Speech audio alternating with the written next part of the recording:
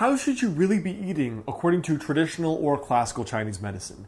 Now in this video, I want to introduce you to not only the foundations of dietetics or the traditional Chinese medicine diet, but also the overall encompassing theory of how diet plays into the underlying Chinese medical theory.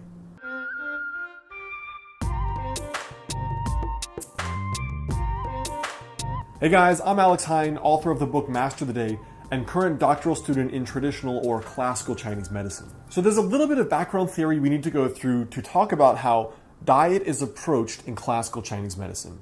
So the very first thing is that organs are associated with certain natures and flavors.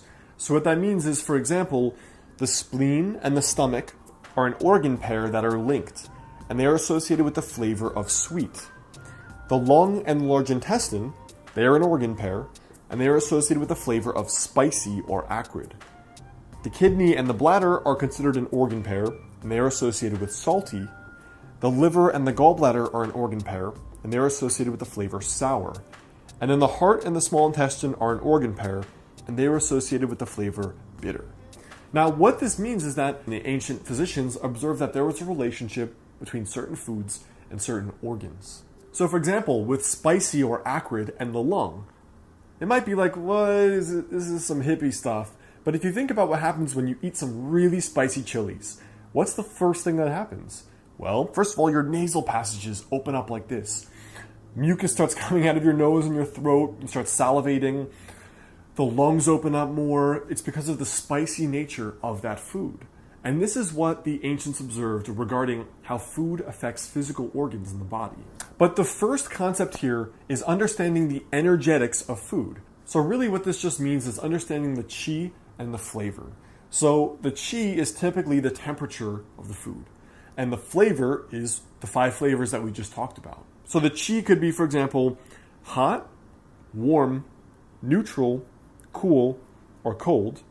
And the flavors are typically sweet, spicy, sour, bitter, and salty.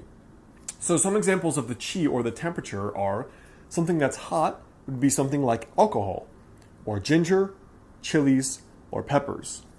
Cool could be fruit juices or tomatoes, bananas. As far as meats go, warmer meats are beef and chicken. And then grains, for example, are typically on the cooler side of the spectrum, like barley, tofu, and wheat. So now when we expand this a little bit and we associate certain flavors and foods with certain organ systems, this is what this begins to look like. You have the spleen and the stomach, which are associated with sweet and are also associated with bananas, chicken, milk, pork, potatoes, and wheat. The lung and large intestine are associated with spicy or acrid and are associated with things like garlic, ginger, or chilies. The kidney and the bladder are associated with salt, like salt, crayfish, or oysters. The liver and gallbladder are associated with sour, like apples, grapes, plum, and even some cheeses. The heart and the small intestine are associated with bitter, with things like celery root, coffee, some tea, and some lettuces. Alright, so what does all this actually have to do with illness and with medicine? There are 2 really important concepts that it comes down to when it comes to what to eat based on your body, your constitution, your body's preferences, which one could call constitution, and if you already have an illness or not. So the first habit is to balance flavor and nature inside your own body based on where your body currently is. So let's say, for example, you have heat symptoms in your body. You always run hot, your face gets flushed easily, you sweat easily. The foundational principle is to avoid eating too much hot and spicy food. Pretty obvious, right? If you're already that hot, you probably don't even crave eating spicy foods to begin with. But you could also add in the addition of more cooling foods, cucumber, fruits, some of the grains that we mentioned before, as well as a whole list of cooling things. The second habit is to basically eat in certain ways that are associated with the health of the organ that you may have out of balance. So again, this is not necessarily something that would show up on a biomedical blood test or an exam from your physician. This is a Chinese medical diagnosis. So let's say, for example, like me, you have something called spleen qi deficiency. You show symptoms of bloating, of constipation, or even loose stools. You look pale, you're kind of low energy, you feel weak and tired sometimes.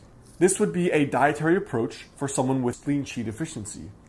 And some of the key habits would be, for example, avoiding having larger meals, because that by itself puts more stress on the digestive process. Avoiding the overall flavor of excessive sweet, sugar, and sweet things, because if you have a weak spleen, your body's already having a hard time digesting those. Avoiding too many cooling foods, because again, your digestion overall prefers warmth, but especially in the case of a spleen qi deficient person. The fourth would be avoiding dairy, because it's considered cold and damp. And cold is bad for the spleen when there's already weakness, in this case of a person that has a weak spleen. And dampness is, you can associate it with phlegm, for example. Like if you have a whole bunch of yogurt and you have mucus and saliva, that's bad for a person with an already weak spleen. And then finally, you should eat more meat and fish, because we talked about that are more warming. And then have more warming vegetables, warming teas, and warming spices and flavors. And this is considered what's called a constitutional approach to wellness, the overall management of your unique body over the length of your lifetime. These are specific processes and recommendations you should follow, in addition to obviously medical treatment. So I hope that helps. That's kind of a rough introduction to how to balance what to eat and what Chinese dietetics really looks like in regard to your unique constitution. So I hope that helps. The best way to stay in touch is grab my free guide on my website on how to add 10 years to your life with classical or traditional Chinese medicine at alexheine.com/free. And you can watch my most recent videos here and here on similar subjects.